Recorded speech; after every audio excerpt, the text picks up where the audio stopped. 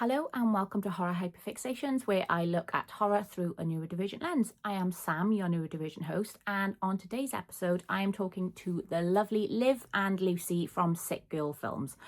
At time of recording, I went to an event to see Hokum last night at a screening in London, and just by stroke of luck, I bumped into Liv and Lucy, which was really, really lovely. I was the creepy guy that spotted one of them, saw them a couple of rows in front, messaged and was like, look behind you, turn around.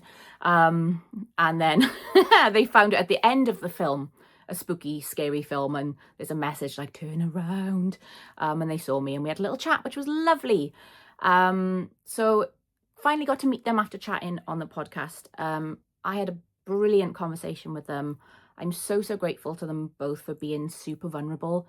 There is a lot of discussion in this episode about mental health, about physical health, chronic illness, suicide, all sorts of like heavy, big topics. But I think they are heavy, big topics that need to be discussed. They need to be talked about. They need to be heard. So if you are able to listen, that would be brilliant. If not, and that's too heavy a subject for you, that is absolutely fine. But before you do ding off, if you need to ding off, please go follow and support Sick Girl Films. They have an event coming up on the 9th of May, Saturday the 9th of May, a fundraising event for Sick Girl Films. So for them to be able to keep putting on events for chronically ill people, they need funding. They lose money every time, so they need the funding to be able to keep going and offer a safe, comfortable space for chronically ill people to go and have a community and share their love of horror, which I think is an amazing, amazing thing. So if you can, it's in London, go along. If you can't go along but are able to donate, there are some links in the show notes that you can go and just drop a donation to the work that they do. Or if you're not able to donate, just share as well. Go give them a follow, go give them a little boost and a share. Get the word out there about who they are and what they do, because they are just both brilliant, brilliant eggs. Good eggs, the best eggs. They'll come back later. Call back, yes. I'm embarrassing. It's fine. So yeah, enjoy the episode and I will speak to you in a little bit. Hello, both. Thank you so much for coming on the podcast. I'm so excited to speak to you both. We've met before in the online world, but this is the first time chatting face to face. So thank you for being here. Would you like to introduce yourselves and who you are and what you do? Yeah, so I'm Lucy. I'm Olivia. What do you do? Oh, I'm a mental health worker and also a film obsessive and general weirdo about town, I would say. What about Love you? that for you. Yeah. So I'm Olivia. I'm a musician. And we run Sick Girl Films together. And I'm also a general weirdo about town, I would say. Me too. That makes three of us. That's lovely. Yeah. It's been so nice to sort of follow you guys and see what you're doing, because I think it's absolutely brilliant. I think you'd found the podcast before sort of like me as a little person, which was lovely, because I always like it when people sort of connect in whatever way with me yapping on about being neurodivergent all the time. We've all taken part in online panels and discussions and things, which is really cool. So do you want to tell the listeners a little bit more about Sick Girl Films? Because I think it's brilliant what you're doing.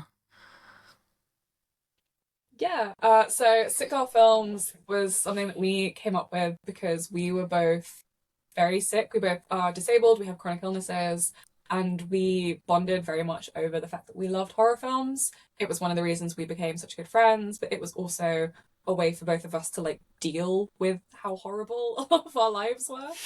And I think we kind of felt like there must be other people out there who are using horror in the same way, who feel the same way about it, who are really passionate about it, but don't feel like they can always get out and come to events and things because they're often like really late at night or they're in inaccessible venues. So we wanted to try and make horror more accessible for as many people as we could, because we wanted other people to feel the kind of connection that I guess we got from each other. Yeah, and I think that was like a big thing for us, is that we would try and go to events, but like our bodies just couldn't handle it. And I think people don't really realize how isolating disabilities and chronic illnesses are. Like, if you can't stand around for 2 or 3 hours, like, a huge amount of socializing is just closed to you. Yeah. And like, especially for me, like having autism and like things are really loud and like I'm not the most sociable person. And I think that was the other thing that we really wanted, is somewhere where people could, if they didn't want to socialize, I think you still, I really struggle to socialize, and I really struggle to kind of like meet new people, and kind of, it's a lot of work for me to like talk to people and meet people, but it doesn't mean I don't want to be around people. It doesn't mean I don't also like experience loneliness. So we really wanted a space where if you wanted, you could just come and sit in the corner and then just leave. On a comfy chair. Oh, I love that. Yeah. I love that. That's my kind of like socializing. I'm like, I'll just come out for a bit and then leave. Yeah. All we wanted was a place where people could come, land, watch a horrible film, talk if they wanted to, and if they didn't, leave. And it's just there's no pressure, there's no like assumptions, and also just like, as you said, like so many venues will be like places in like bars and pubs, and it's really nice because it allows things to be cheap and accessible. But like, I cannot sit on a bench. I'm a mobility aid user. I have a genetic disorder. We actually both do. I've got chronic pain. I can't sit on a bench for 2 hours and watch a film because my body's going to start crying, and then I'm going to start crying, and then everyone's going to start crying. It's not going to be good for anybody. No, yeah. I think we struggled a lot as well with the kind of like, I never really know how to explain it without sounding like I'm being really awful.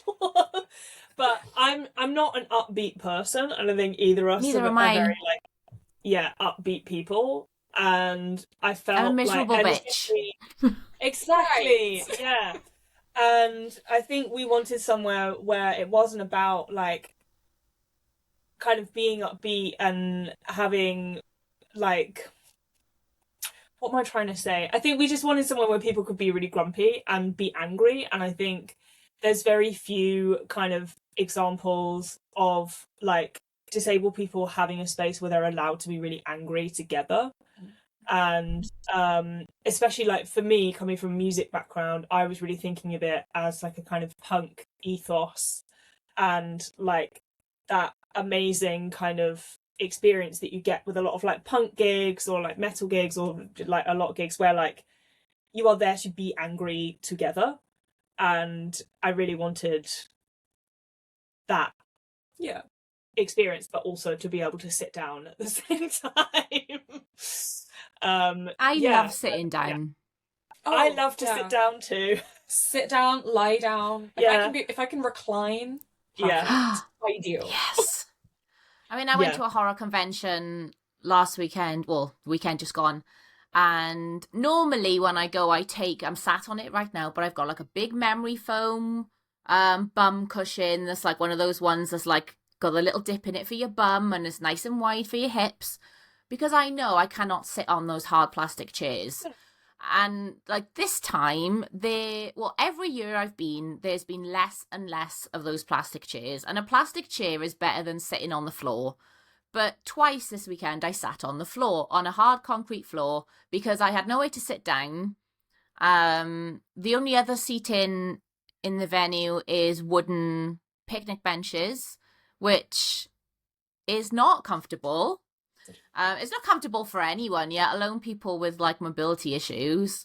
I should have taken my cushion, but I just couldn't be bothered to carry it around. I was just like, I feel like I'm going to be overwhelmed carrying it around all weekend, so I just didn't bring it. But yeah, we shouldn't have to take things like cushions around with us to be able to have somewhere comfortable to sit down. So I really appreciate what you guys are doing, because I'd love to be doing, I've been saying since like September that I was going to start a film night every first Friday of the month from January, and now we're in April, still haven't done it. But that's one of the big things for me, is to make sure that it's an accessible venue. The venue I have in mind has a wheelchair lift. I know there are accessible toilets there. Yes, there are hard plastic chairs, but I can say to people beforehand, look, this is the best chairs we've got, but bring a pillow so at least people can prepare and know that they can do things. So the fact that you've got this sort of friendly, welcoming space is amazing.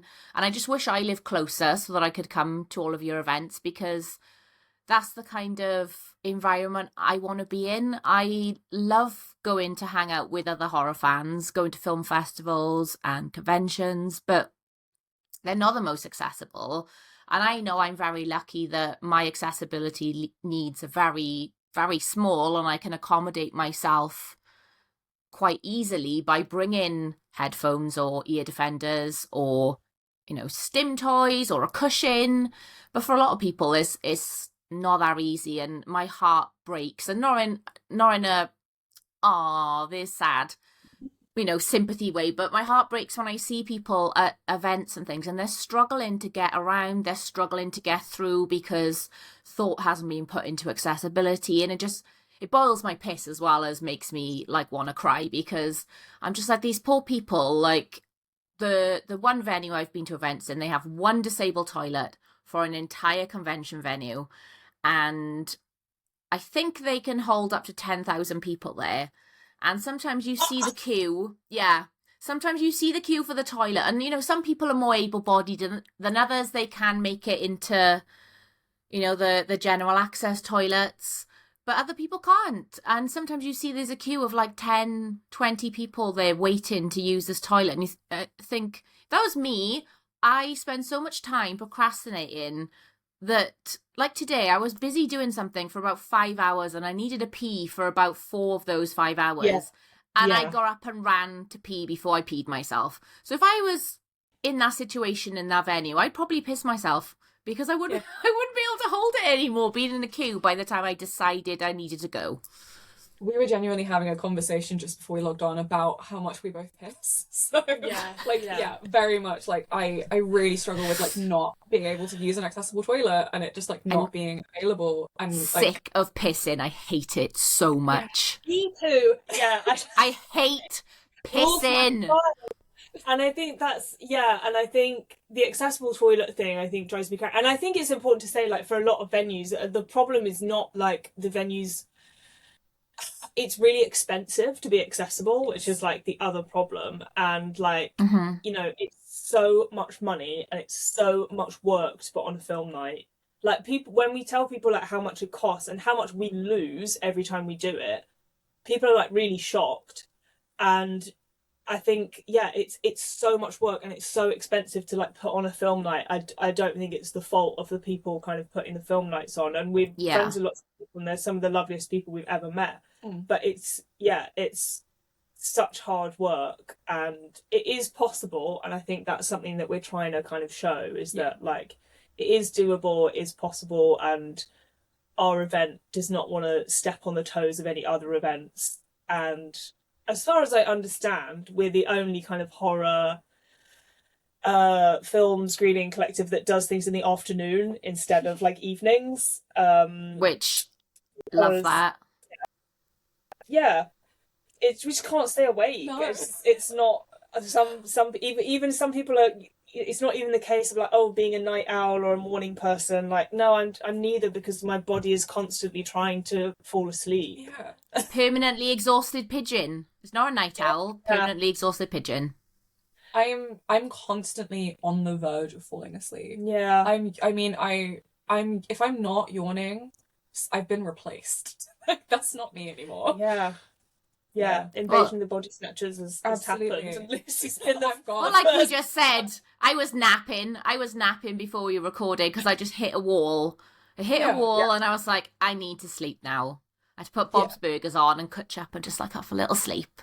Which great. Thankfully I've managed to not have to nap every single day since I've been on ADHD meds, which is nice. But because they don't work as well as I'd like them to, I left my ADHD meds at my friend's house this weekend, so I don't have any. So I just had to raw dog life today, and I hit 4 o'clock, and I was like, I'm done now. I need to sleep. So we had to have a little nap. Yeah, we both have chronic fatigue, and for about 6 months, I had to have a nap every single day because I just couldn't physically be awake or alive without lying, like, crashing every day. So yeah, I think it was very important to us that we're like, we'll have an event that's not too long, it's in the afternoon, and you can leave whenever you want. Yeah. Yeah. That's lovely. It's really, really lovely. So you said about like how much it costs to run events. You are running an event soon, and it's a fundraiser, I believe. So it's on the 9th of May. Can you tell everybody a little bit more about it and what they can expect if they come along? Yeah, I mean, we wanted as well, I think, like the other thing I find a bit frustrating is horror kind of being just for films when there's like it's such a creative genre. It's like the perfect way of kind of speaking the unspeakable because it's kind of it relies so heavily on metaphor. Anyway, we'll get into that. Like, so I really wanted it to be like not just films but like music and drag and like, you know, actually just kind of having a party. And so we have lots of drag acts doing like horror kind of based acts. I think a couple of them are doing kind of one specifically about films, which are going to be great. And then a couple of them are doing just like really disgusting, horrible things. And yeah, exactly. I've had to have like a real back and forth with a venue about like how much blood one of the like performers can like pour on themselves. What is the blood limit? Yeah, and I've literally had to be like, how much blood? How how can we spill it? And we're trying to avoid getting into Hannibal season 3, growing mushrooms on the set. Yeah. But there is going to have to be a tarpaulin involved, and that's fine. I know all about this. My best friend is a drag performer who also does, you know, dark stuff and horror stuff, and quite frequently has to be like, right, okay, well, I'll do just like a little bit of blood, and there'll just be a little bit of this thing, and there's always clean up after her performances, and love that for her, but I don't think venues like it very much. So it is a shame that you have to say to right, okay, just a little bit of blood, just a little bit of gore, not a whole bucket, which is a shame because we want a whole bucket full of gore, really, don't we? If we could give her a bucket of blood, we'd give her 2. Yeah. So we're gonna have drag performers. We're also gonna have like a horror quiz. And love a quiz. Raffle. And then we're going to have an after party afterwards, which I'll be DJing at. So the horror vibe is ensured to continue. And and then it's going to be really fun. And hopefully, you know, we can raise some money to keep us going. And anything we make will go directly back into Sick Girl Films. And even if, you know, people can't donate, it'd just be so lovely to see people and kind of just celebrate being grumpy, nasty, bloodthirsty people together. Yeah, I think we needed a freak safe space. And as we said, like, it's so expensive doing what we do, and we care so much about this. We want to keep going for as long as we possibly can, but it's like really hard. Like, we are losing money out of pocket every time we show a film. But we don't want that to stop us from being able to do it, because like so many of the people we've met already have told us that they've like been touched by the films. Some of them had never seen them before, so we were like opening up worlds to them. We do little speeches before every film where we like introduce the film and why we picked it, and usually we talk about like why we as ill people, as people who have sickness, who have pain, really connected with that specific film. And people have been like, I've never had anyone speak about disability or pain like that before. And like, it's so important to us to be able to keep giving that to people. But obviously it's very difficult to do and to sustain it. So everything we make will go into helping us keep that space alive and keep creating a space for sick people to come and be sick together. Yeah. In more ways than one. In more ways than one. That's your new tagline. Yeah, exactly. Someone suggested that our tagline should be, we will take this sitting down because we're disabled. That's so good. Yeah, I love that. You should have that on t-shirts. I would buy one. I know, That's amazing. Yeah, and I think it's so hard because I mean I can't help but like my music stuff kind of come into it because I'm having such a similar thing, because it's just like it's the same with music nights, it's the same with any kind of creative endeavor right now. It just peters out because it has to, because people just cannot afford it. Like there's so little space for kind of experimentation, there's so little space for kind of like, oh, let's just set this up and see how it goes, because things cost so much fucking money.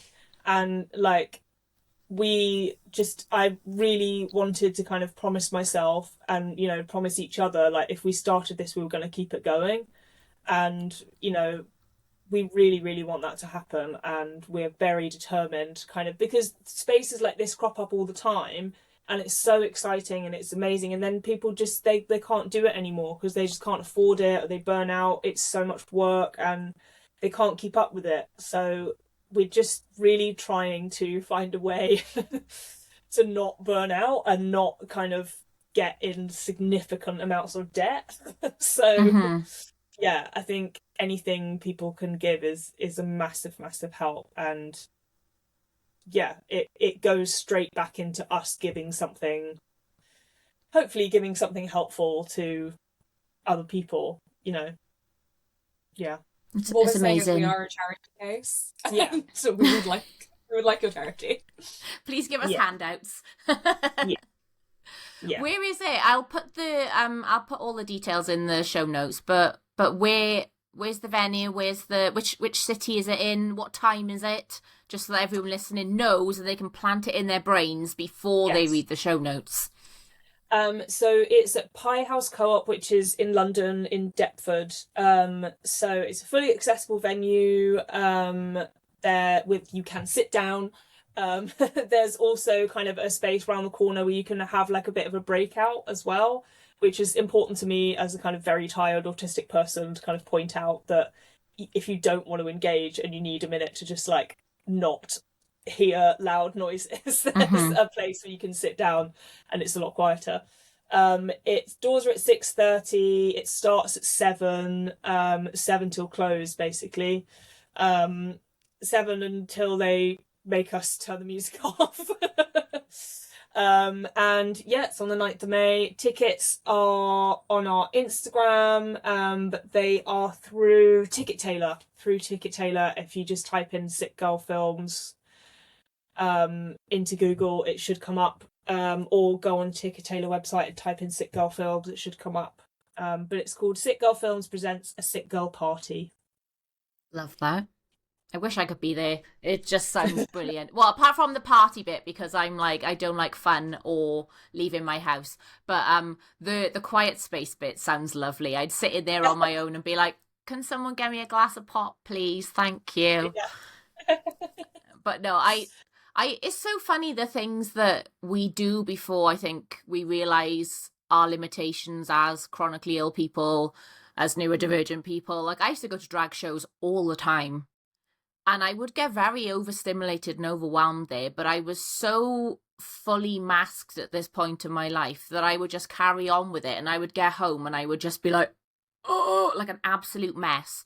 And I haven't gone to shows in such a long time. And the last time I went to see my best friend, I spent most of the time crying because it was just so overwhelming being in such a loud space with largely neurotypical people, I would have thought, because this was like a busy gay bar in Cardiff. There's all sorts of people coming and going. There's hen parties there. There's stag do's coming in for a laugh, way, and everything. It wasn't just a nice little space of the queer community. And as soon as I could leave, I left. As soon as she performed, I was like, okay, I'm going, bye. And I miss going to drag shows and things. So knowing that there's, like you said, it's not just about watching films. There's a lovely alternative way of embracing horror and the macabre and the dark stuff within a safe space, which I love. And I know you said about like horror nights like that, but I don't know anything drag related that is that kind of safe space for chronically ill people either. So that's amazing. Yeah. Are you? I mean, we're both queer people, so like that part, like being part of that community is also really important to us, and feeling like connected to that aspect of ourselves is really, really special to us. But it's also like, as you said, again, really late nights, really like loud, kind of intense venues. I think we wanted to just have a safe space for people who kind of fall between the cracks, which is something we very much felt like we did, who could like Mhm. land and like have a nice time together, but also maybe have a bad time together. And Yeah. both of those things are okay. Yeah. I love having a bad time with my best friends. It's great. I mean, I wish we were all having a better time, but just knowing that I've got those safe people that we can have a bad time together and it's fine. Sometimes me and my best friend just sit there and cry with each other in the house because we're both so like overwhelmed and we don't want to do anything and we just sit there and cry, and that's fine because it's that safe space to do it. And sometimes I worry. I know the whole point of this podcast is me being like, hey, autism, yay, let's be autistic, let's talk about things we love. And I do sometimes worry that I'm at risk of like going on about it too much. But every time somebody sends me a message and says, thank you for being so open and honest about your diagnosis, I see a lot of myself in you, and I'm now on a waiting list for an ADHD diagnosis, or I've now been diagnosed because you've been so open about it. And it makes me fucking cry every time because it's such a like amazing, overwhelming thing. And I keep thinking, oh, at some point people will get sick of it, but I still get new people all the time coming to me and going, oh yeah, I've just had this realization, so I'm just going to keep talking about it. And I guess there's probably an element of that with you guys as well, that sometimes you probably think, oh, are we talking about this a little bit too much? If you don't, that's brilliant, keep talking about it. But do you find you're a bit like, oh god, I'm sick of fucking talking about being chronically ill? Or are you just passionate about talking about it? I think for us, like we both met working in mental health, specifically in lived experience mental health. So actually talking about being unwell was our jobs. Yeah, we literally Oh, got okay. paid to be ill. Yeah. So, like, And I still, yeah, you still I get still paid am. to be mentally I'm ill. so Yeah. jealous. Oh man, For us, I'm like poor and mentally ill. I mean, me too now, but Lucy. I mean, Lucy's also poor and mentally Yes. ill, but she does also have a job. So. But yeah, I think like so for us, like talking about ourselves and like talking about being sick is really normal. And I found like I very briefly left mental health work to do something else. And people would ask me like about how I was, and I would tell them, which I found out was a mistake. People don't like when you do that. No, they don't. And now I'm kind of like, so for us, I think it's so normal to just be like really open about things being really shit. And I think that's one of the reasons why we did this, was because we like came up from that like peer support lived experience space. It's like we know how transformative that can be, but also like there's so few places where you're allowed to be ill and talk about it, and for that to be like, because it takes over your life, right? Being sick absorbs your life and It absorbs your personality. yeah, you can't talk about anything else because I mean I have a gastric pacemaker. It's like a device that helps my stomach move, and it died a couple of years ago. And so I was waiting for surgery, and like my entire life just became the wait for that surgery. Yeah. And I couldn't talk about anything else. I couldn't think about anything else. I couldn't have a conversation with anybody because the only thing I could think about was my body not working and how much pain I was in. And it's like, how can you expect us to talk or think about anything else when that's all our bodies can process? So I'm kind of like, I think it's really nice to be able to just be completely safe, to just talk, like say the worst things that happened to you, and for that to just be okay. And I think that's something that we're really passionate about, is like total like no mask. This is who we are. This is what we've been through. And I hope other people get the opportunity and feel safe and seen enough to then do the same. And I think like I've noticed that in our events, like people come up to us and talk to us afterwards about their diagnoses and their experiences, and it's like they've never spoken to anyone about it before. And if we can offer that to anybody, I think we've done something right. Yeah, I think as well, like I think people don't really understand, and I hear it all the time, and I hear it in myself, like, shut the fuck up about your illness, shut the fuck up about your neurodiversity, like, how many times in a day can you say you're autistic? But it's just like, I don't think people really understand how much of your life it takes over, and it when shapes. It shapes your life, and especially when like so many people now are being diagnosed later, and you have this like realization that, you know, this has shaped your life and you had no fucking idea. And it's and as well with chronic illness, I think people don't really understand it. It absorbs, it infects your entire personality. It infects everything about you and what makes you who you are, because A, it gets in the way of all of those things, and B, like, being ill is a full-time job. And then now, because of the kind of state not to, you know, really go off on one, but like the state Go that off the on one, do it. The state that the NHS is in, and the state of like how this country treats disabled people, getting help is also a full-time job. And on top of that, convincing the people that are supposed to be giving you help that there is something wrong is also a full-time job. So it's all you can fucking talk about, and you can't go into like a doctor's appointment or whatever and say like, oh yeah, I've been feeling a bit better, and like I went and did this and I went and did that. You have to go in there and be like, no, I'm really ill and you should have helped me 6 months ago, and this has gotten significantly worse.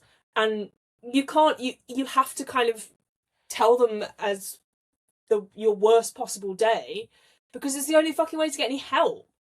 And you know, it makes you more unwell for a start, and you start to feel like there's a risk if you get better, because then they're going to be like, oh well, off you fuck then, like, you know, there's people more unwell than you, get out of the way. And you have to constantly fight to kind of stay on their radar, like justify your own existence.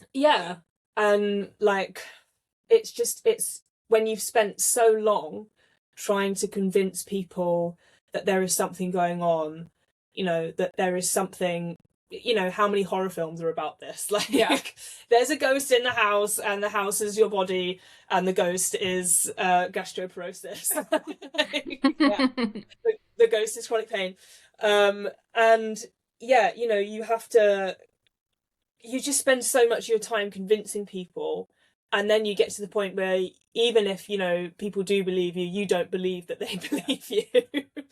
And yeah, I've completely lost my train of thought now on my rant, but like it drives me crazy. And I think people just don't really understand, like, you can't do the things you enjoy. You can't, it's like you were saying about when you were on waiting lists, and you can't think about anything else. No.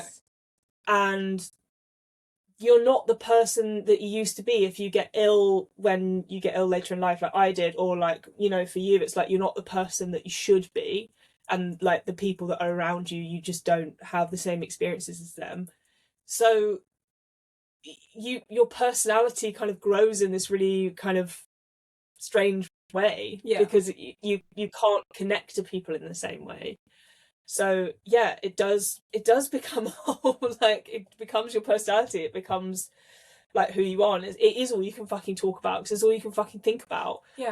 And I guess like we were saying about like thinking about accessible venues earlier on, I can't afford to not be thinking about how sick I am or my disability before I leave the house, because I need to know what I'm going to be able to do, what I can stand. So it's like I can't afford to not talk about it all the time, because how else am I going to get by? How do I know if I'm going to be able to get through the day? Because I don't know what's like waiting for me on the other side. Yeah, and I think you have to, like, especially for me as someone, you know, my illnesses are invisible, and a lot of the things that I kind of struggle with are things that feel to a lot of people like quite normal. Like, oh yeah, I get tired too. Like, oh yeah, I wish I could have a nap in the middle of the day. Oh, I'm so tired. And it's like, no, you don't understand. Like, I can't move. Yeah, I can't get out of bed. I cannot be upright. I cannot think. And it's really scary, because you can't do basic things, and you can't think through a basic thought. And I think yeah, as well, just to go back to the waiting listing, and I think this is something we've both talked about and both really struggled with, and especially working in the NHS, we've seen a lot of, is being on a waiting list is incredibly traumatic, especially when it's to do with like your physical body, because essentially what's happening is like your body isn't really yours anymore. And I remember I was waiting for a breast reduction surgery, which, sounds like not that deep, but it was incredibly deep because it brought back my anorexia in a really bad way. So I just became really, really unwell really quickly. And it was similar to kind of your experience, because it takes over. Your body doesn't belong to you anymore. Yeah. And your body is in this weird sort of stasis. Like you're sort of like almost mummified until it can change. Like I couldn't buy any clothes. I couldn't do anything. I couldn't go anywhere. I couldn't, because I didn't know when I was going to get this surgery. And I think for you, it was like, you couldn't plan anything. Yeah. You couldn't you didn't look like who you are. You didn't look like yourself because you were so unwell, but it's just, it takes over your life, and it takes over, your life is in the hands of people that don't give a single shit. Your life is in the hands of people that just see you as like a file and another person that they need to get out of the way. And it's so important to you, and it changes your life, and your whole life progressing hinges on getting to the top of this waiting list. But they don't fucking know who you are. Yeah. And they want you out of there as quickly as possible. And it's incredibly traumatizing. And you have to fight so hard for something that should be so routine. And for them is a lot of the time, for the NHS, like routine, or not routine, but it's something that they're so used to doing. And we get it as well, kind of as NHS workers, we see more of it. It does become routine. But it's this really strange imbalance that has a very severe effect on you, that, this thing that could change your life, this thing that you desperately need, this thing that is stopping you from existing properly, is just a name on a list to them. And completely out of your control. Completely out of your control. Your life is completely out of your control. It's really hard, and I know for me, I've struggled a lot with like, not quite imposter syndrome, but like, am I making this shit up? Like when I really hit burnout, and like my sister had already started doing a bit of research because she was like, I think you're autistic, and I was like, no, I'm not. No, I'm not. Don't be silly. This is autism. That's not me. And the more research I did into it, the more I was like, oh yeah, I really think I am autistic. And hit burnout, completely had a melt, couldn't do anything anymore. And I was already on waiting lists at this point. But just my ability to function and my executive function just went back on itself, and I just couldn't do things anymore that I'd always been able to do because I was so burned out. And all of a sudden, I noticed people saying to me things like, oh, well, you've always done that before. And I'm like, I just can't do it anymore. Oh, well, you've never had trouble doing that before. You're 36. You've never had trouble doing that before. And I'm like, well, I have actually, but I've just, I've been treated for anxiety and depression since I was 18. I'm 39 now. And most of that is probably caused by being neurodivergent in a neurotypical world and being undiagnosed. And I haven't always been able to do the things that people say, oh, you've always been able to do that. I've had to force myself through it, and then had the extreme physical and mental like burnout as a result. And it might only be a short period where I might not be able to do anything for a couple of days, but then you crack back on and you do it again, and you live in this permanently exhausted state of masking. And it is really difficult, isn't it, when you sort of go to the doctors and they're like, oh, well, that doesn't seem to be too much of a problem. And you're like, but it is. And then you get sent away and you think, oh, well, am I like imagining this? Am I making this up? And I've been, I'm lucky in this very low level things, but like in my family, POTS is a thing. Ehlers-Danlos is a thing. Yeah. Ehlers-Danlos, yeah. Like, We've And got, then, and I'm sorry, go on. I was gonna say, like, they both parts and Ehlers-Danlos specifically are conditions where people do not believe you No. and are really like, you see, like, I've seen like loads of doctors online basically making fun of people that have it, basically saying like they're all just making it up. And it's like, no, my connective tissue doesn't work to the point where one of my organs doesn't work. And it's Hmm. like, yeah, this is very much real, and the way it's like belittled and like completely ignored or like just not taken seriously is exactly why like it took so long for anything to happen with my health. And it's like my like entire life I've been really sick, and it just didn't matter because it didn't like fit a narrative that people expected it to. And because of that, it was just, yeah, I just like was never really believed. And I started like, a lot of my mental health problems come as a direct response from not being taken seriously, not being believed, or being like doubted in my like conditions, or just doctors treating me like shit. And Hmm. it's really tough. It's really tough to be sick, and to try and prove to people that you are sick, or you are sick enough to be paid attention to. Yeah, it's really difficult because I am really lucky in that my GPs that I see are very good, and I can go to them and say, "Hey, I've had lifelong issue with this. My sibling has been diagnosed with X, Y, and Z. I have X, Y, and Z." And they go, "Right, yeah, okay, yeah, you probably got that then, haven't you?" And I'm like, "Yes, I have." And they're like, "Well, we've got to refer you to wherever." So, like, for the case of Ehlers-Danlos, being referred to rheumatology. So rheumatology have been written to by my GP 3 times, and every time they send a letter back going, as there's no treatment for Ehlers-Danlos, there's no point seeing her and giving her a diagnosis. And they go back and say, Oh, yes, but the diagnosis on the medical records is very important because these yeah. problems in Sam's, I was very, very unwell in pregnancy. I couldn't walk from 20 weeks because of Yeah. Ehlers-Danlos that we didn't Yeah. know I Yeah. had. Yeah. And things like I've never done very well under anesthesia, another Yeah, problem that I Ehlers-Danlos can cause. yeah. I want that on my medical records so that it's not just me when I go into hospital, which I have had to have a few surgeries related to. I had to have a para-umbilical hernia fixed. Apparently, that's not the most common of hernias, but it's because of my connective tissue being fucked. All my guts were trying to fall out of my belly Yeah. button.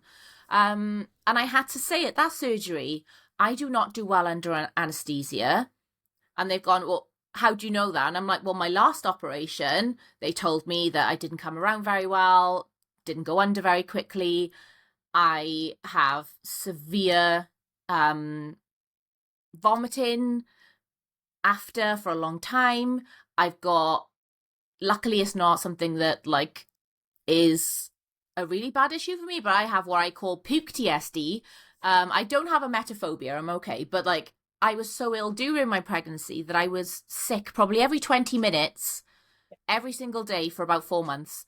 And Oh, anytime that's I'm amazing. sick now, it just puts me in like, I curl up into a ball and cry and I just want to die anytime I'm sick now. So I'm like, please do not let me be sick after my surgery, especially when I've just had my stomach like glued back together. Please don't let me be in sick. And they're like, oh, okay then. And they've just got to take my word for it. And thankfully, I think because I've had female doctors and nurses, they've listened and they've gone, yes, that's fine. But it's not on my medical records. And I spoke to somebody who just so happened to work in rheumatology, and they were like, oh, okay, well, we've got this many consultants, and only one of them listens to the referrals. This one is notorious for saying no to every single request that comes through. So just keep going, and it's like Russian roulette. Like at one point you'll get the good one, and I'm like, right, great, okay, I'll just keep doing that. When we can't get doctor's appointments in the first place, to be able to have an appointment just to go, hey, can you chase up that thing? Because Yeah. you don't want to waste GP time. I know it's not wasting time, but you know what I mean. You don't want to waste a whole appointment just for a follow-up letter. And Waste of your GP time. It's a waste of your time. I feel like yeah, It's with a waste of NHS's time. It's a waste of yeah. NHS money. Like, I think we're both so resentful of how much of our lives have been like lost to like pointless appointments and like Yeah. pointless like waiting, because it's like I had to take a day off of work to do this, just to be told one thing and then go home. Like what? Like, this is a massive waste of everybody's time. But the way the system works is just ridiculous and pointless and long-winded. And as you said, like with Ehlers-Danlos especially, like pregnancy is really dangerous, really scary, and scary. And like not knowing that and going into that blind, I can't imagine how frightening that was. Like, so yeah, the fact that they still won't diagnose you is not okay. Yeah, So, and like wild. my sister has diagnosis from she's very lucky she has private medical things, so she's just gone, hey, and they go boop boop boop boop boop, yeah, excellent, they do all their little tests and it's on her records now. And like I got sent for genetic counselling for the EDS and POTS, and they went, oh yeah, you've got all the things there, blah blah blah blah blah, but we can't do any like genetic treatment, so thanks for coming. And I was like, great. And I knew before I went there, and the first thing I said to the lady was, I am here for these conditions. I know they are genetic, but I know there is no treatment that you can do as a result of this process. So I'm not really sure why I'm here. And she was like, yeah, I'm glad you know that, because you're not expecting to come out of this session like with a cure or a diagnosis. Like she couldn't diagnose, she couldn't do anything. And it was fascinating because I made my mum come with me. One, because I knew I wouldn't remember lots of things from when I was little and like my grandparents and her grandparents, but also because she got to sit there when the counsellor was asking me all these questions and going, is that a problem you've had, to my mum? And she goes, actually, yeah. And I'm like, see, and then she'd go, oh, and my mother had a problem with her as well, actually, and my grandmother. Yeah. And they had this problem, and I was like, I told you, like all these things are linked. And you know, it was really eye-opening for my mum, but knowing, like, she was quite frustrated as well that both of us had sat there for 2 hours, answered all these questions, and still were no better as a result of it. All I got was, you know, please refer yourself back to the physiotherapist. The physiotherapist can't diagnose anything. And the last time I went to the physiotherapist, I was having a lot of trouble with my wrist and my elbow, and I've had a diagnosis of carpal tunnel. So I was like, it must be my carpal tunnel, give me some stuff. And she was like, well, you won't have pain in your elbow if it's carpal tunnel. And I was like, I know, but I've got pain in my elbow. And she was like, well, I don't know what that is then. And I was like, well, whatever it is, just sort it out. And I said, well, you know, I've got Ehlers-Danlos in my family, probably, oh, well, you haven't got it then. I said, sorry, what? She went, if your siblings got a Ehlers-Danlos diagnosis, you can't have Ehlers-Danlos as well. And I was like, that works.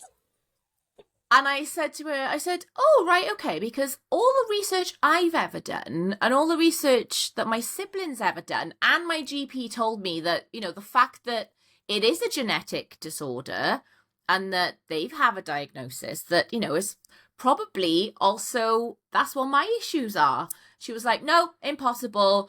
You've probably got fibromyalgia. And I went, oh, right, okay. I was like, I probably do, yeah, because my pain and my mobility issues definitely come in flare-ups, and it could be really bad one day and then I can go for 3 months and I'm fine, and then I have a really bad couple of months.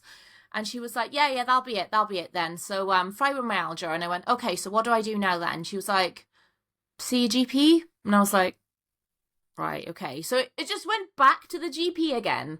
And it's just like, I know that there's nothing they can do for any of these conditions. I know that, but I want to know, so I know I'm not mental and I'm not imagining it. Yeah. And that it's on my records so that, you know, like I said, if surgery is an issue, they can see she's got POTS. Her blood pressure might not be great. Let's monitor this. She's got this condition. And it's just so frustrating. And I just keep thinking, I know I'm very lucky that all of my symptoms for all of these conditions are very, very mild. But they're still there and I still have trouble. And when, you know, as you guys all know, like when you have flare-ups in your conditions, your mental health fucking plummets. And it's the worst thing ever. And you just can't do anything. And you're like, I just want someone to listen to me and say, yes, you have this thing. And then you go, great, thanks. And it's not gonna make it any easier when you are having flare-ups, or, if you're unlucky enough to have that problem all day, every day for all of your life.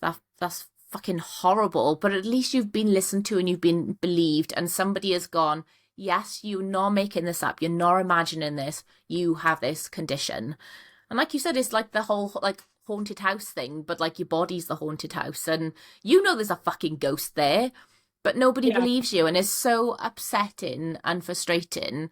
So I do appreciate you both like being vulnerable and like talking about this stuff, because it is really difficult, and it has come up a few times just because I talk to so many neurodivergent people. We've all got fucking comorbidities, and we've all got all these different things that you're like, oh yeah, I've got this problem. Oh yeah, well that's actually linked to this problem and this problem.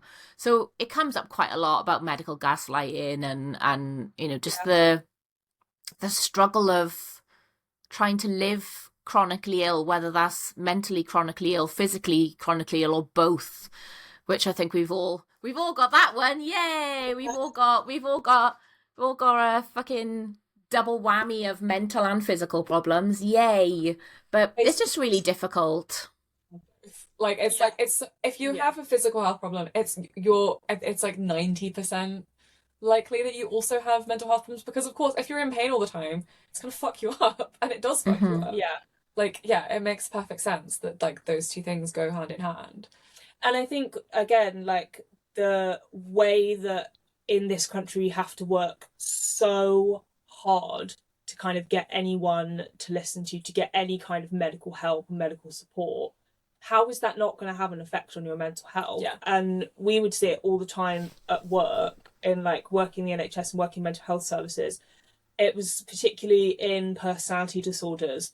Yeah. Having trauma from the treatment you've received for the NHS started to become a criteria, like for diagnosis, where like doctors would be looking out for like, oh, how long have they been fighting with services? And the longer they had been, the more they were like, oh yeah, they've probably like got mental health issues. It's just like, it's terrifying. And it also, going back to the diagnosis thing, I don't give a shit if you can help me or not. I need this to be validated. Yeah. And actually, that's really fucking helpful. So can you just do that, please? And I'll go away. And also, if you know what something is, you can find ways of dealing with it. Like if you have a name for it, you can find other people that have it, find out what they do to deal with it. Like you can, if everything is just like this like horrible nebulous thing that you have no name for, that you can't like find any kind of understanding of, then you just feel like you feel like you're losing your mind. And I for the longest time, I just felt like I was crazy because I had all these horrible things happening to my body and no one could tell me why.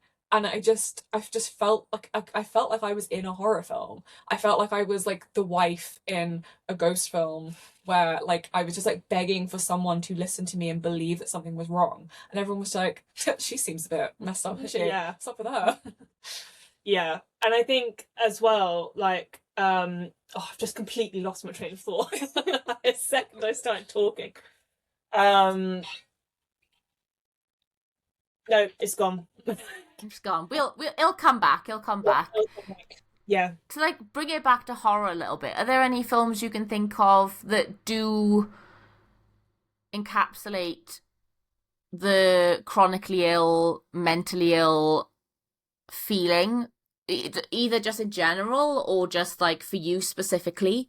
Like I've had a few people ask me just conversationally over the years, like, name some ADHD horror movies, name some autistic horror movies, and I'm like, I don't know. I don't know if I can put my finger on it, but there are movies I've seen depictions of certain things that I'm like, this is what it feels like to be this thing. Is there anything you can think of that I think there's quite a lot. speaks to you?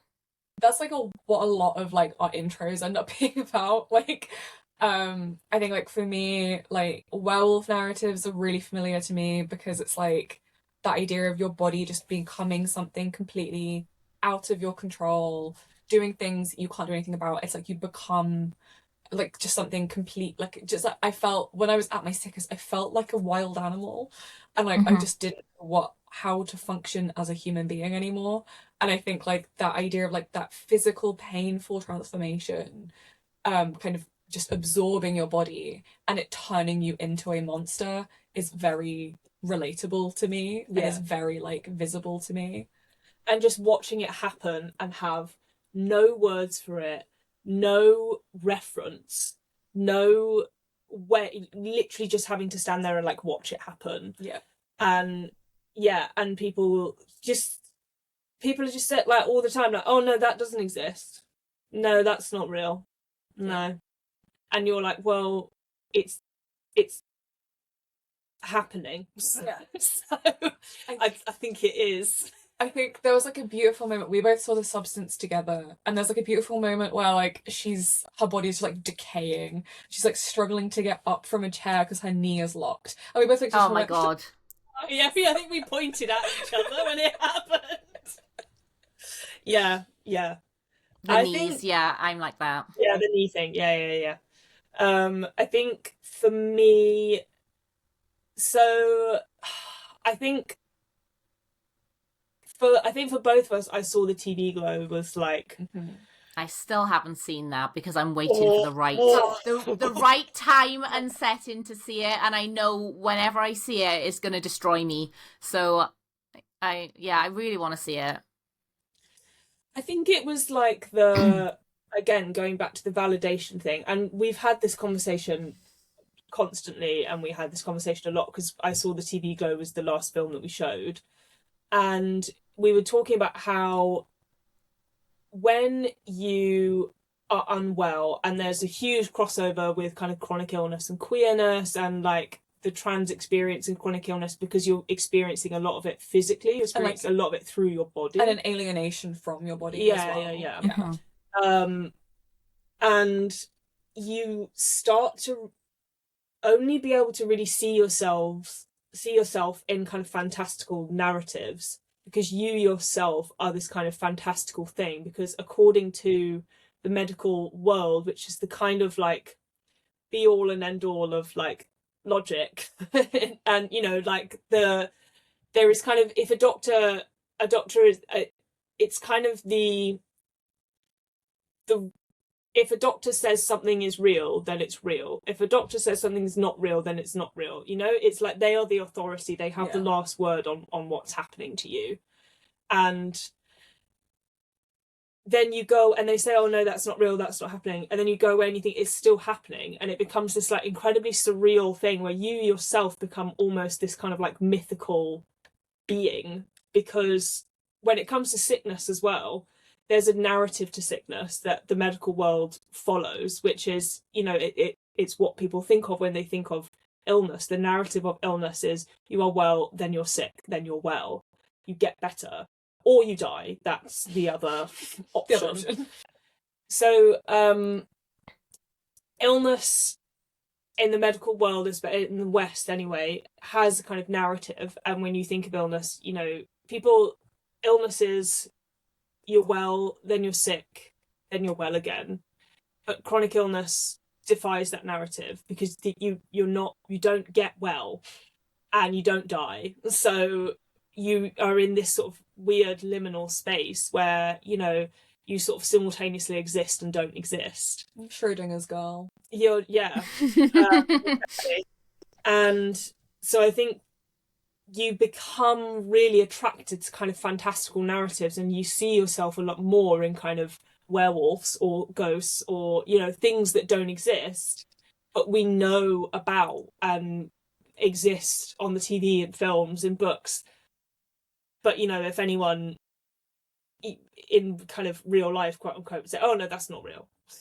But, so you become really, really attached to these fantastical narratives, and they become more real than reality, because you yourself don't fit into reality. There's no space for you. There's no space for you literally in the kind of world as a disabled person, because the world has not made any space for you. And there's no space for you in the medical world because you don't fit into their narratives, and you just start to feel like you're not real. Yeah. And, I think I saw the TV Glow does that so well, where it talks about, how people become so profoundly dependent on things like TV and film, and people write those things off as well, just like they write your illnesses off. So, you know, you become so attached to it, and all you want is for that thing to be real. Yeah. And I don't want to ruin I Saw the TV for anyone that sees it, but it just explores that, like, how and why people become so attached to kind of fantastical narratives, and why those fantastical narratives are so important, and what happens when people don't take those things seriously. And actually, if doctors, if whoever, society took these fantastical narratives seriously and took the obsessions that people have with it seriously, then I think they'd actually learn a lot about, you know, the trans experience, the experience of people who are chronically ill. I don't know if I'm explaining myself very well, because it's like not a very perfectly. and I don't want to be like, oh, well, I know what it's like being trans because I'm chronically ill, which is not the case. They're two very different experiences. But again, they conflate a lot of the time because both are incredibly traumatic experiences. Yeah, and I think like I have very complex feelings about my gender, specifically because I grew up in a body that never fit me, because it never functioned properly, and it really like gave me a very, very strange self-perception, a very quite profound sense of alienation from my body and therefore my gender, and it was kind of a very difficult thing for me. And I think I saw so much of myself in that film, specifically because, I mean, I do not think I would be alive if I hadn't watched Buffy the Vampire Slayer when I was 12 years old. And that sounds really silly, and it sounds really overblown and dramatic. But genuinely, like, I spent most of my childhood in and out of hospital just by myself. My only friend was my TV, and specifically on that TV, I was watching Buffy.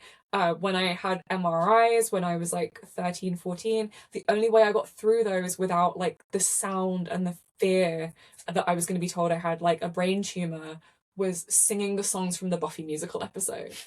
And no, Buffy has been the hugest part of my life. Yeah, I wouldn't be here if not for it, like 100%. And it's like, I used to sit alone in my school library because I got kicked out of class because I was too sick to be around other kids. Like, I would very often, like, I would be really unwell, so they just like send me to sit in a room by myself, and I would just sit and write like things from Buffy in my notebook because I had nothing else to do. And I just think like that was such like a profound comfort and crutch for me at such a vulnerable age. And like, you know, my favorite season is season 6, which is like the most interesting, the worst, controversial. But it's because I watched it when I also felt the way Buffy feels in that series, where she's like, she's just come back from the dead and doesn't feel like she's attached to her body, and as she feels incredibly depressed and doesn't feel like, she feels like a monster. And I'm like, yeah, babe, me too. I've never related to anything more. And it's like, I see so much of like the worst parts of my experience like reflected back at me, as you said, in this like fantastical, mythical, and therefore like easier to digest way. And I think that's something that horror does really well in particular, is like, it's like the monstrosity that I feel, like the pain I feel when you see people like screaming and crying and rolling around because like they're going through body horror transformations, or they're being like psychologically tortured by a ghost, or like whatever it is that's happening. That's how I feel. And it's like, it's kind of the experience that I'm feeling completely internally made manifest and externalized, and that makes it very comforting to see. And I think like people who don't have those experiences, or like I very often, like I will say like, yeah, I find a lot of comfort in horror. I find it a very comforting medium. And people are like, how do you find that comforting? And I'm like, because watching someone experience something horrible is very comforting to someone whose life is a horrible experience. It's very nice because it's familiar, it's understandable to me, and it's cathartic, right? That's like why so many of us love horror. It's a sense of catharsis that we get from it. Yeah.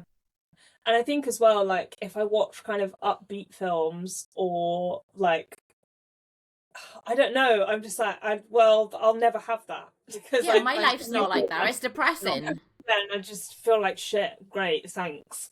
Like, I'd rather watch Jeff Goldblum's whole body just melt and turn into like... I can't do that one too often. I've watched it once and I really want to watch it again, but every time I'm just like, I can't put myself through that like final shot of him, like his big fly face. I can't see his sad face again. And yeah, and I think horror is really, it's so good, and I find it so hard to kind of get this across, but it's kind of the only genre that is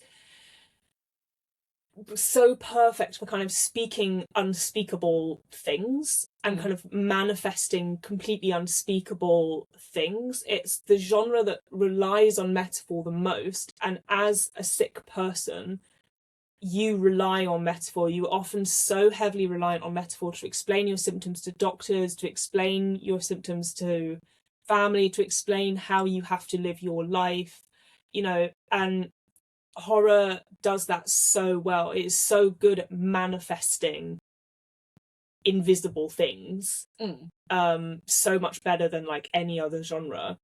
Yeah, for me, like the way that I kind of manage things, I'm mental first and foremost is my thing.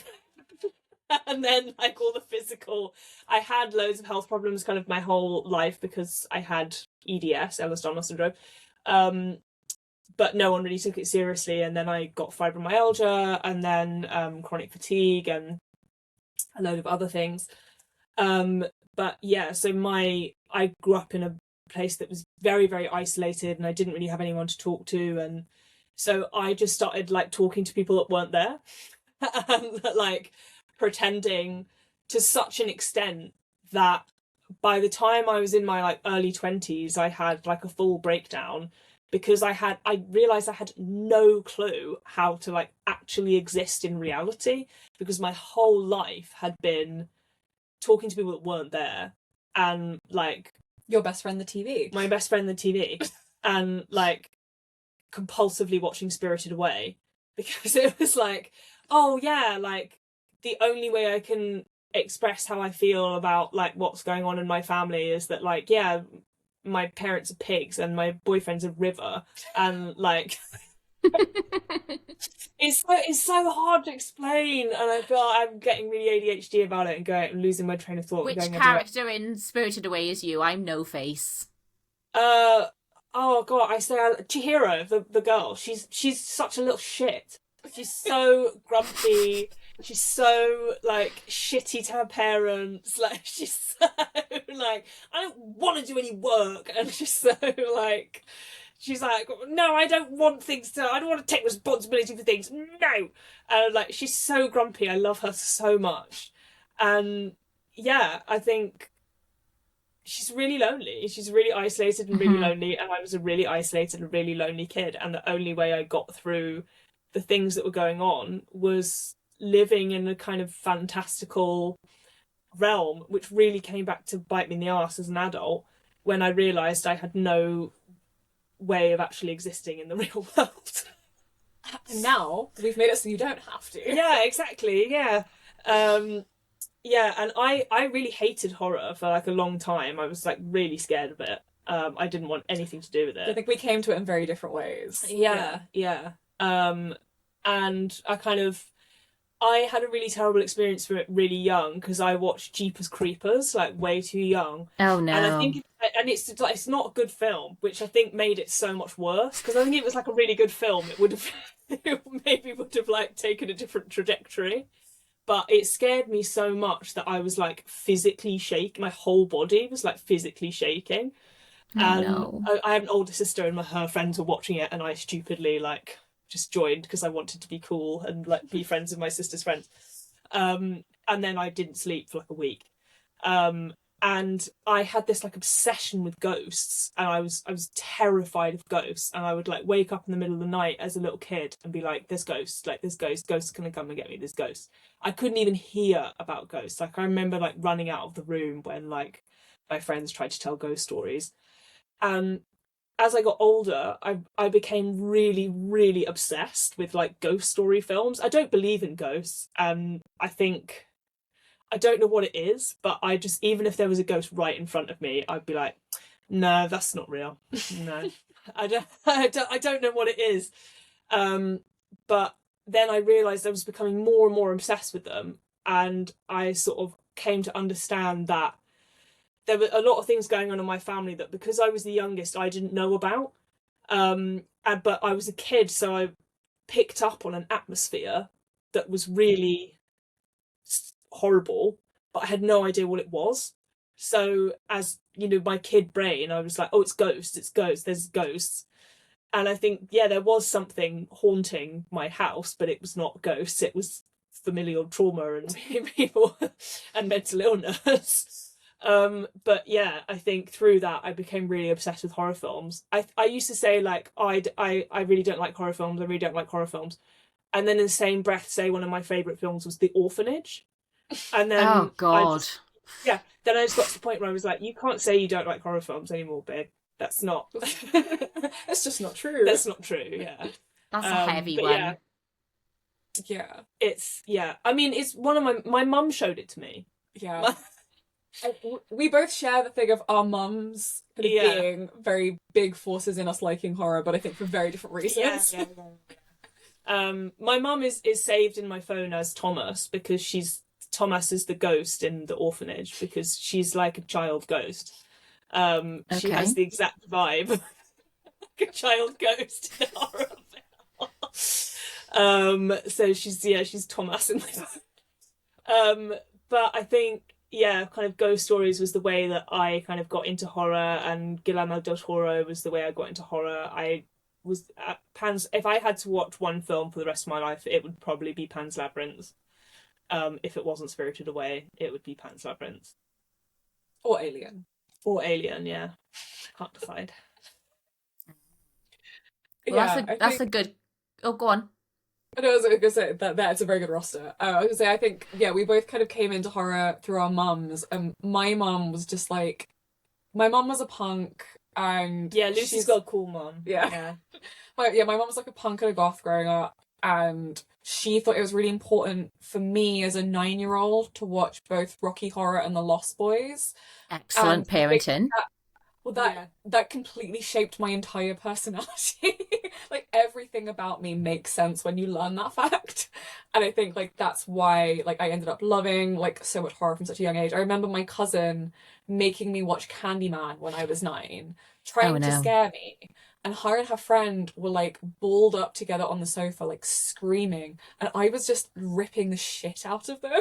I was like laughing so much because I thought it was so funny how upset they were.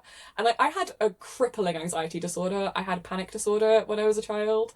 But for some reason, horror just like completely bypassed that.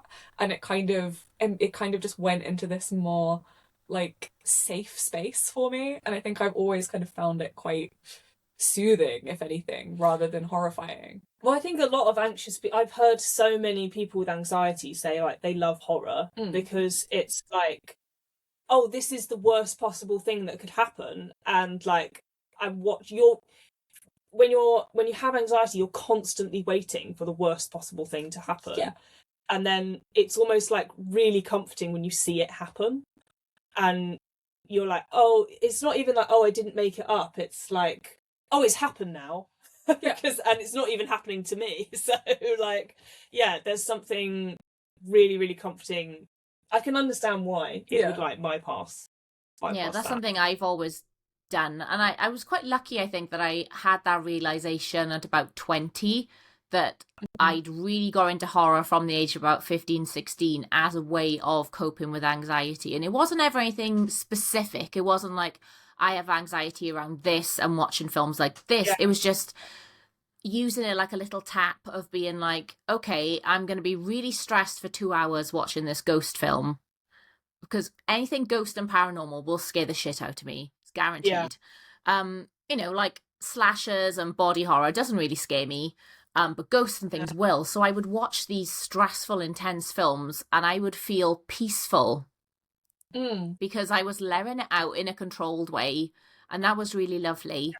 And so I'm glad I had that realization quite early on. And I know there have been loads of studies over the last couple of years of stuff that people who regularly watch horror have better handle on their mental health and better like self-care mechanisms and stuff for their mental health, because they are either letting out their anxiety in a controlled way, or they're confronting it by watching the worst thing that can happen and going, well, actually, that hasn't happened. And for me, really bleak, dark, horrible films are something that I reach for quite a lot. When I'm feeling hopeless in myself, I'll watch a really bleak, horrible film, not because I'm like, oh, well, it could be worse, or, oh, at least that didn't happen, is because I get to wallow and sit in that horrible feeling that I'm having, whether it's existential dread or just soul-crushing sadness.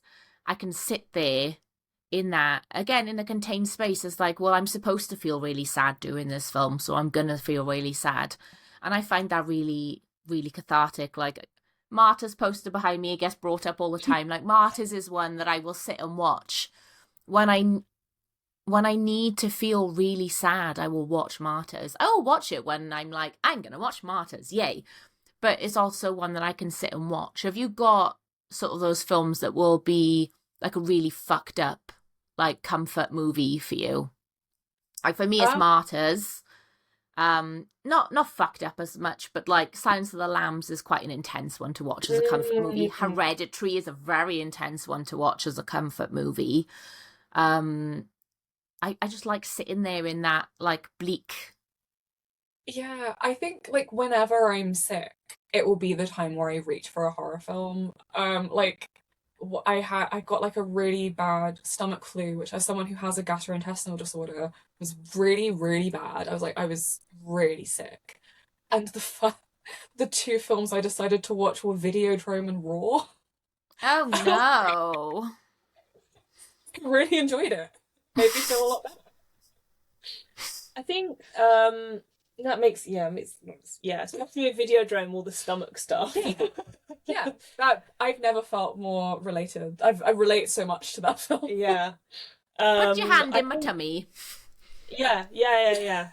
I think for me, my mind's gone completely blank now. But yeah, I mean, The Devil's Backbone is something that, I mean, that's like a really fucking sad film. Mm-hmm. And like the last shot is so sad. But there's something, incredibly comforting I find about that. And Silence of the Lambs as well is another one. I remember when I was really, really depressed and like I couldn't leave my house and all I talked about was suicide and I was just super unwell. All I could watch was Hannibal. Yeah. It was so comforting, and it was the same sort of thing where I would sort of wallow in it, and it was just, it's so bleak, even the colours in like so many of it, and yeah, it was all I could watch. It was the only thing that I could kind of find any comfort in. And Candyman is another one that I really Candyman, even talking about it, thinking about it makes me feel like more peaceful. Yeah. And yeah, that's an incredibly sad film. I think I still struggle with like, I really struggle with like nihilistic films. Like I have no interest in like James Wan films.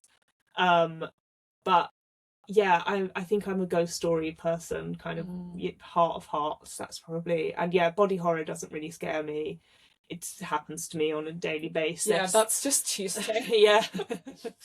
But yeah, I think, and I'm the same. Like, I don't believe in ghosts at all. But they scare the absolute shit out of me. I'm trying to think of like the last film that genuinely terrified me. I still haven't seen Bring Her Back, and I really want to see it. Oh, it's so good. Yeah, I've seen it twice in the cinema, and I haven't brought myself to watch it at home yet, because it's a spectacular film to watch for cinematography. So it looked beautiful on the big screen, but also it's an incredibly heavy film. And I remember the first time I watched it, just being sat there like at the end, eyes full of tears, because it was so emotional, it was so beautiful, it was just so incredibly made, but just also that like barrage of feelings and just how deep and dark it is, but incredibly sad. And it was one of my favorites from last year, but also I'm like, am I ready to watch it again? I will be. Once I've broken that seal, it's going to get watched like once a week. Yeah, Like I feel the same way Hereditary. as well. Like, Talk to Me was such a bleak film. It has such a depressing ending. And I watched it, and I watched it by myself because of course I did. I was just like, yeah, that was awful. I'm really glad I just watched that. That made me feel a lot better about myself. That was horrible. I loved it. Yeah. Yeah. Yeah, I mean, Long Legs is another one that I find very comforting and very kind of enjoyable. Mandy as well. I love yeah, Mandy. It's just so, yeah, like it's so bleak. It's so The soundtrack is what does it for me. It makes my brain go tingly. All the buzzy guitars makes my brain go ooh. I love it. And all the colours. Yeah. I'm like a small baby. It's all the bright colours and the buzzy noises, and I'm like, yeah. Well, that's why we love Argento films so much. We'll just watch those on a loop. Yeah. I think for me as well, my neurodivergence really comes into it when, like, I also grew up in, my mum's a painter, my dad's a framer, my sister's a photographer, my brother's an illustrator. So my brother's a mathematician. So. Yeah. boring. Yeah. So it was very like aesthetics were a kind of like religion in our family. So if something like for example, It's Always Sunny in Philadelphia, like all the episodes I've watched I've found really funny, I've really enjoyed it. But I can't watch it because the colours. I find the colours really stressful. And so like if it's too brown, it's too brown. I can't watch it because it's too brown. And it's Argento films and Del Toro films, they're so nice to watch because the colours and it's really does seem to be like an autism thing, like sensory toys. Sensory, like it's really like if a film's the wrong colour, I genuinely I can't watch it. It's like you need your enrichment time with your little bubble tube and your little sound machine, but it's watching Pink Blood, watching Suspiria. Yeah, like fluorescent pink blood as like a girl, like dies in like a nest of barbed wire.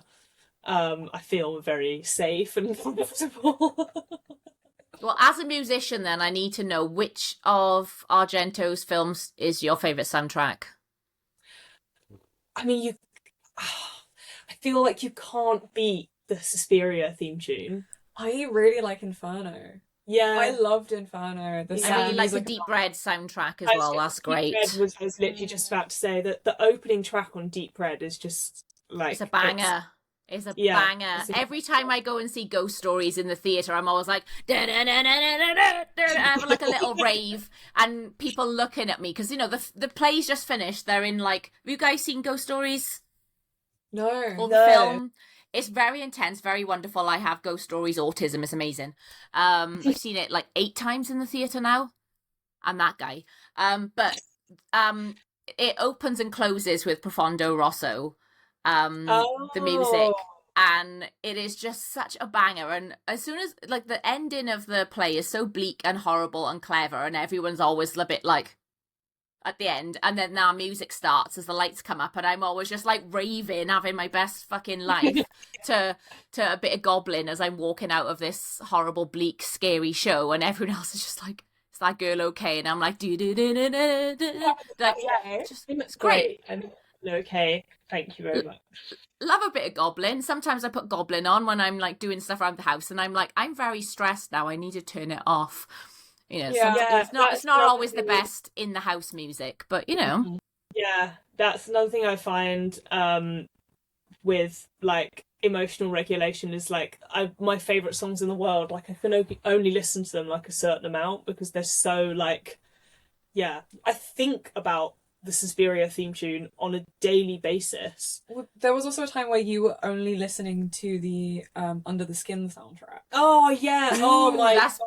beautiful. Oh my god. It's because I was saying to my producer, I was putting some music together, and I was like, all I could give them was like horror film soundtracks.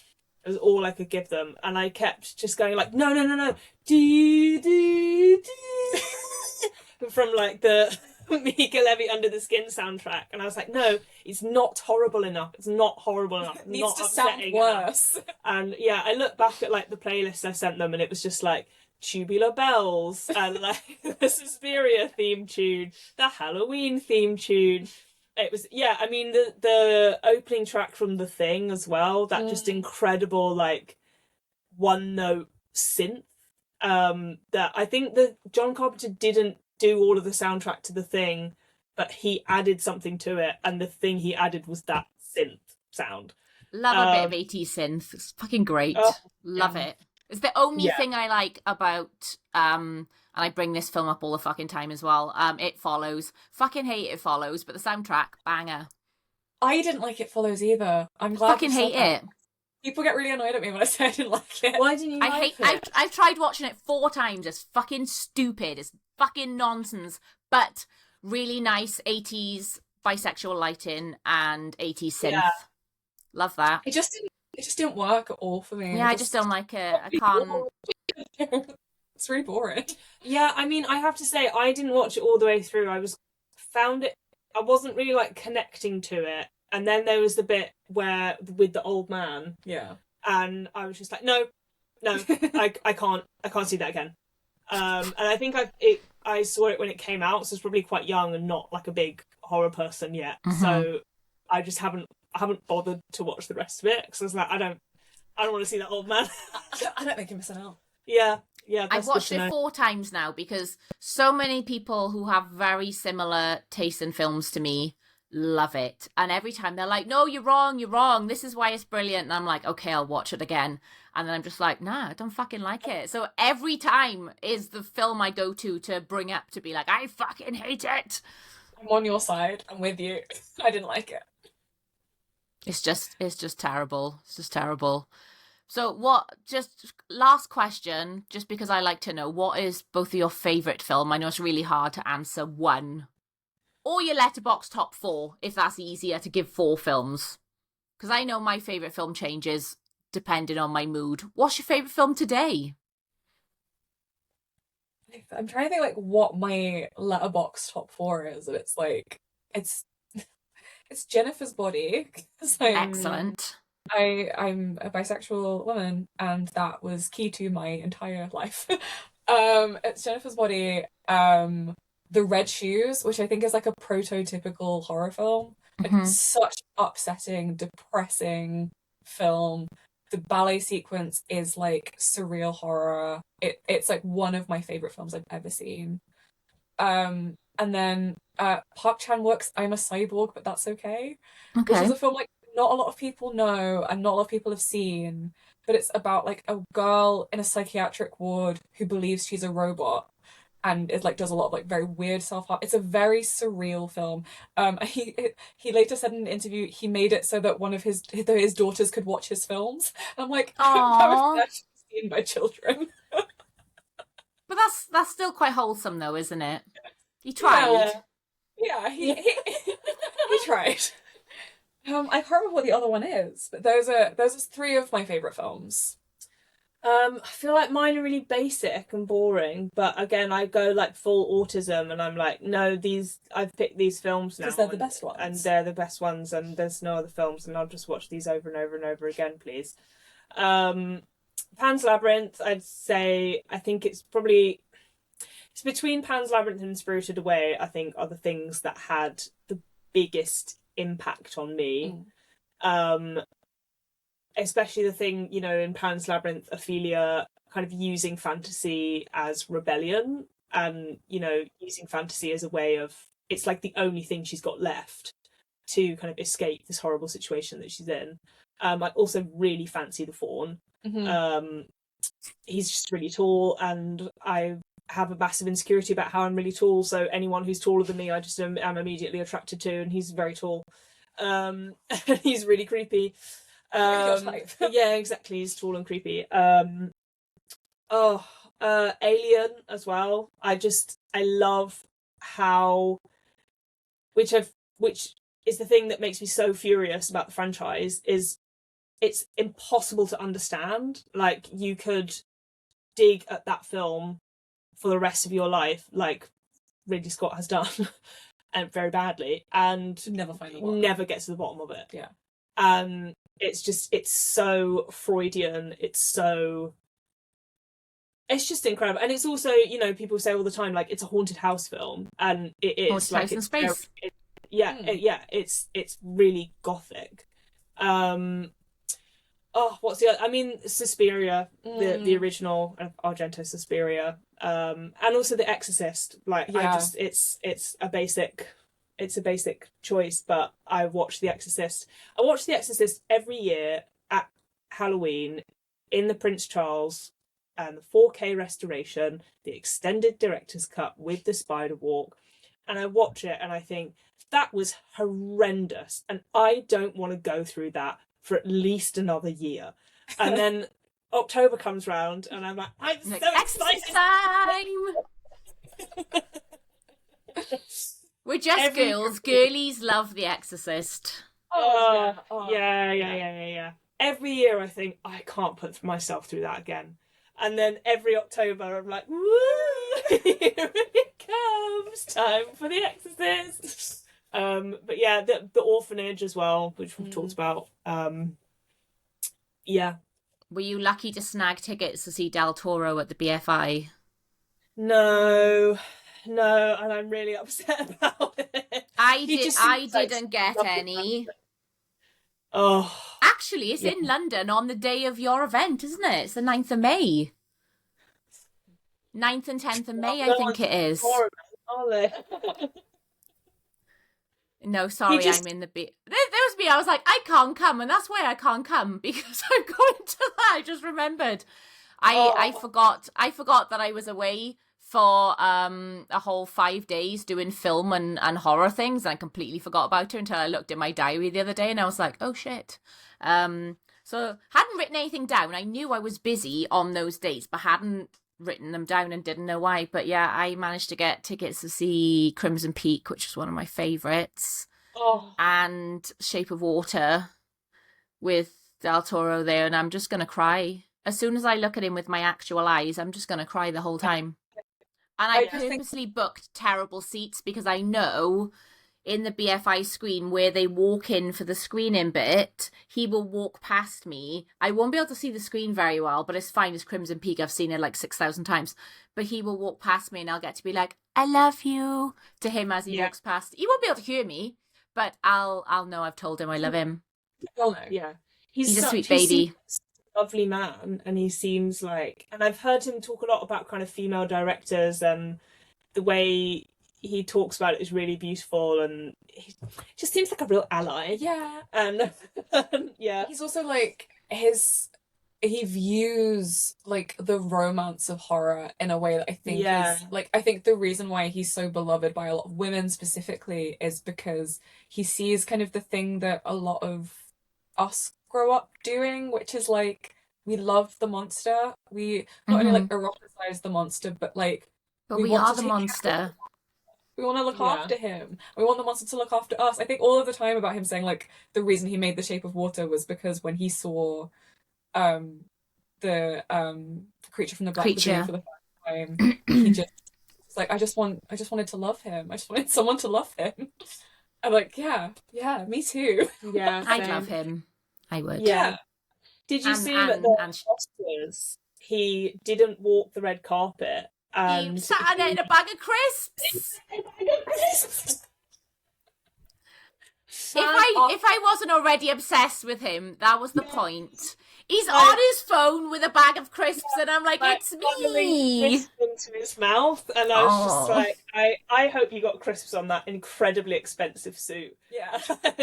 I hope you just picked them off of your lapel and ate them while people announced the categories. I just love him so much. He's just like the most wholesome being, and I couldn't love him more. Yeah. Right, I think that's a good place to wrap up, because in full transparency, like I said to you before we started recording, I've been wanting to have a big overstimulated cry for the last couple of hours, and even though I've had an absolutely lovely time, I think it is the time now for me to sit in the dark and probably put one of those nice films on and have a big overstimulated cry.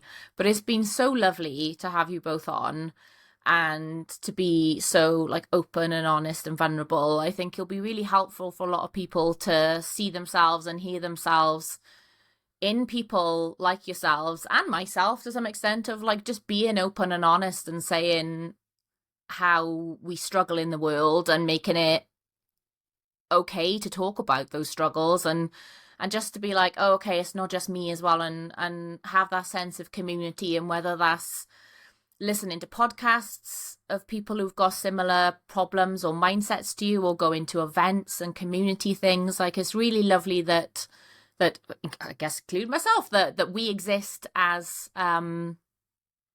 people who are, you know, open about these things, and a hopefully a safe space for people to listen to or come to and sort of feel seen, and yeah, it's really lovely. And I get emotional about it a lot, so I have to try not to like overthink these things, because it does make me cry a lot to know like there are people like you guys out there doing things to help people like me and people in our community. And I know there's just so much overlap with you know, neurodivergence and chronic health and being horror fans and queerness and, you know, all of these things. You have one of them, you're likely to have all the other ones, aren't you? But I'm just very grateful to both of you for being out there and being open and honest and helping the community as well, not just hiding in your houses, because it's really fucking nice hiding in your house, and it's really hard to get out there and do things. Spent a lot of time doing that. Yeah. So, you know, thank you for creating a space that people can come along and be themselves. And like you said, just turn up and be sad. If they want to turn up and be sad, but be sad with other people who get it. Yeah. I was about to say, like, if there was ever a safe couple of people for you to have your cry in front of, it's us. Yeah. We've certainly done it enough in front of each other. Yeah. Oh, yeah. And I think as well, like, it's important to say, like, we are so grateful for people coming. Yeah. Like, we can't do it unless people turn up. And it's so hard to do. And every time we're just like, oh my God, like, what the fuck are we doing? Like, this is so much money. This is ridiculous. We've made a terrible mistake. Terrible mistake. And then people turn up, and, you know, we know what it's like to be really lonely, and it helps us as well. Like, it gives us a reason to leave the house and speak to other people. And it makes us feel like, oh, okay, we're not by ourselves, we're not crazy. And it helps us feel less defeated by we're not just like the world. We're not just like freaks who need to be kept inside and away from every other general public. So we are extremely grateful for people who turn up. Yeah. And we're very, very grateful for you for having us. Like, we're very excited. It was a pleasure. Yeah, we felt very like we couldn't believe that we were allowed to do this. I think that's the other thing. You're like, why are people letting us do this? I'm surprised anyone lets me talk at them. Like, whenever people are like, Are you sure I can come on the podcast? I'm like, have you listened to it? It's fucking shit. It's just me talking at people for 2 hours. But you know, I'm grateful. More than like you. I went on quite a few rants. Like, don't worry about it. Oh, thank you so much. Where can people find Sick Girl Films? We are on Instagram and TikTok. I think that's it. I think that's it. Sick Girl Films on Instagram and just Sick Girl Films on TikTok as well. A very small plug is my music is under Parapraxis London on Instagram. I can't spell the word parapraxis. Google it. It's fine though. We'll put it in the show notes. Yeah. It's a really long word. And if people want to read my book, which I have Yes, written, published author. I have a short story collection called You Make Yourself Another, which is by Lucy Hannah Ryan, which is my full government name, which I decided to put on a book, so now everyone gets to know it. That's amazing. Thank you so much both. Like I said, I'll put all the links in the show notes where people can come find you and support, donate and buy books, listen to your music and do all those lovely things. So again, thank you so much for just being so vulnerable and being lovely people and good eggs. And I look forward to seeing you soon. Yeah. Oh my God, you are such good eggs. You are the best eggs. We were just saying before, like, we used to work with someone who was like, all I wanted to be good is I'm just obsessed with being good and following the rules. And we were both like, yeah, I'd love to do that, but I just can't. And we've all we ever wanted as children was to be good children, and we were always terrible children. And now you've called us good eggs. Fulfilled a lifelong dream of being good. But also, being naughty and rebelling and stuff is part of being a good egg, I think, because you're fighting the good fight and you're challenging the societal norms that we're all supposed to be good little girls and sit there and be quiet and take things lying down. And I know we like lying down, but we're fighting back against those things. And yes, breaking rules is scary, but sometimes you have to do it. So that makes you a good egg. That makes you an even gooder egg. So there you go. Yeah, we really needed that. We really needed that. You can put that on like your bio. Certified good eggs.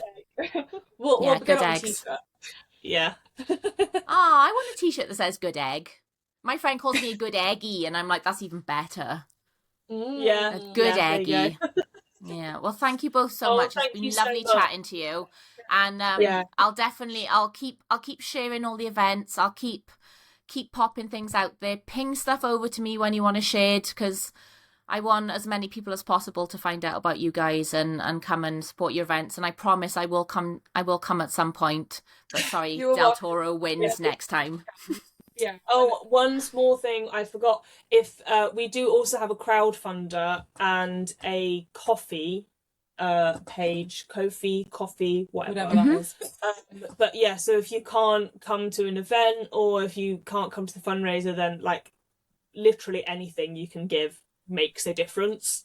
So it really does, and we're so extremely grateful because we know it's not easy to part with your money. And yeah, it just anything people can give, we'd be very, very grateful for. And yeah, we can put it in the show notes and send you the links and everything. And the links to the crowdfunder and the coffee are on our Instagram as well. Brilliant. Yeah. Well, thank you both so much. Lucy, Olivia, it's been beautiful. Thank you. And I'll speak to you again soon, I'm sure. Yes, go have a nice, well, not go have a nice sit down because you're currently sat down, but go enjoy more sitting down. More sitting down. Yeah. I'm going to sit down with cats now and crying. Excellent. Beautiful. Go home and see my cat. Yeah. I need to lie on. Yes. Yes, lie down and have a lovely time. Yeah, thanks so much, Sam. Thank you. Bye. Thank you so much for listening. I really hope you enjoyed my chat with Liv and Lucy from Sick Girl Films. I know that was a bit of a heavy one, but I think it's really important that we can articulate our feelings about these sorts of things, whether it's mental health related, physical health related, or sod's law. For the three of us, both mental and physical health in the bin fucking sucks. But it's important to talk about it and raise awareness of these sorts of things because there's so many of us struggling on a daily basis. So I think it's really important.